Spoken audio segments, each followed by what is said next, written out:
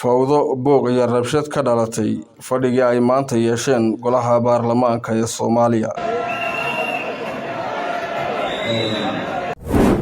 Fadhiga ay maanta yeesheen golaha baarlamaanka Soomaaliya ayaa ku soo dhamaaday buuq iyo fawdo iyo gacan ka hadal dhexmaray qaar ka mid ah golaha xildhibaanada kadib markii ay xildhibaanadu si adag uga hor yimaadeen guddoonka baarlamaanka gaar ahaan Aadan Maxamed Nuur Aadan Madoobe ayaga oo dalbanaya in xilka laga xayuubiyo Aadan Madoobe. Kulankan oo markii horeba ku bilaabmay muran iyo buuq ayaana gudaha hoolka laga maqlayay firimbi iyo heeso wadani ah oo ay kor ugu dhawaaqayaan qaar ka mid ah xildhibaanadu, halka qaar ka mid ah xildhibaanada baarlamaanku ay la wareegeen makarafonkii guddoonka baarlamaanka ayaga oo ku yeerinaya firimbi. Gudoomiyaha golaha shacabka Aadan Madoobe ayaa markii uu soo galay gudaha hoolka waxa uu la kulmay diidmo cad oo kaga imaanaysa dhanka xildhibaanada, waxa uuna si kulul ugu jawaabay mid ka mid ah xildhibaanadii ku hor yimiday asagoo cod dheer ku yiri xildhibaan Caananuug kiis ayaa tahay naga fariiso. Intaas kadib Aadan Madoobe waxa uu mid ugu jawaabay xildhibaanadii ka soo horjeedsaday guddoonka baarlamaanka. Xiisadan ayaa kor isku sii shareertay kadib markii xildhibaanada qaarkood ay diideen inuu Aadan Madoobe shir gudoomiye kulanka, taasoo ka dhalatay khilaaf xooggan oo ka taagan mooshin laga wada gudoomiyaha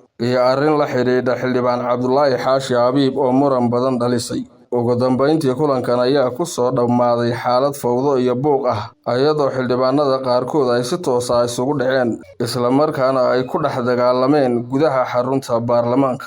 Haddaba xildhibaanada ayaa shir degdeg ah ku yeelanaya magaalada Muqdisho ayagoona soo saari doona go'aamo culus oo ka dhan ah Aadan Madoobe iyo wixii maanta ka dhacay gudaha baarlamaanka.